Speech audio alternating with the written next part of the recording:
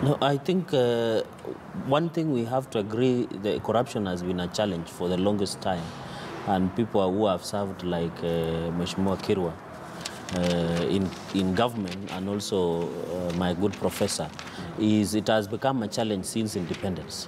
We are trying to slay a dragon that was planted even during independence. And one of the first scandals at that time was the maize scandal. So what we are seeing is the side effects that were implanted during both pre-colonial and post-colonial independent Kenya.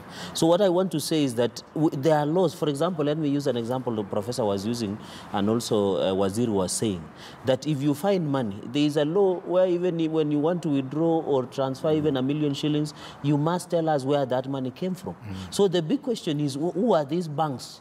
And the president had said, the banks that will become an accomplice of money laundering or ensuring that the money that cannot be explained, should their license be lost, their license should be revoked or withdrawn. And therefore, the central bank governor also must come in and tell us, as a regulatory authority, tell us what is happening with both our commercial banks and those are the state, that they can allow such money to be transferred with ease. And for example, this is the tail end, it's Kabura season 2, the greater issue, which is season 2.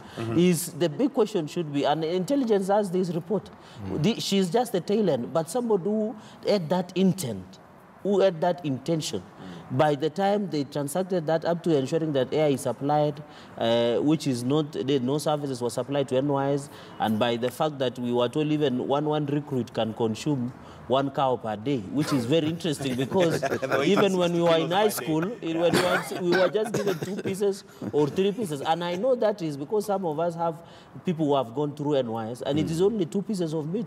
But when it comes to the receipt and the transaction, you get a whole cow that has been consumed. The issue is, as a legislator, we have told the presidency and even the government, as part of the elected Jubilee leaders, and even other members now, that with the spirit of handshake, that we are ready to assist in ensuring that we seal loopholes of corruption at the legislative state. But I want to mark you, we have enough legislation that can convict these people.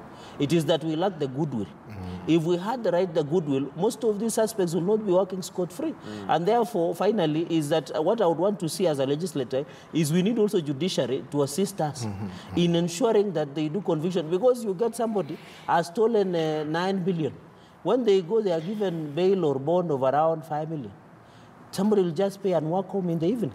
And they will manipulate the system. So I hope, I saw Chief Justice David Maraga saying, was it in the US, that they will not be intimidated, they will ensure that Kenyans should not give up on hope. And my committee has invited them this Thursday to ensure that they shed light on these issues of graft, what they are doing, the EACC. And I have heard finally Mheshimiwa Kirwa has said that we should now focus in asset recovery, so that you don't convict somebody 3 years. Somebody has stolen 1 billion shillings. He will stay in 3 years, come and enjoy ill-gotten wealth, which is very unfair. We should freeze everything, even if it means chickens, the eggs that they stole, we freeze everything, so that when he comes out, and we ensure after conviction, when somebody comes out, you can feel the pain that stealing from the public coffers is not enjoyable.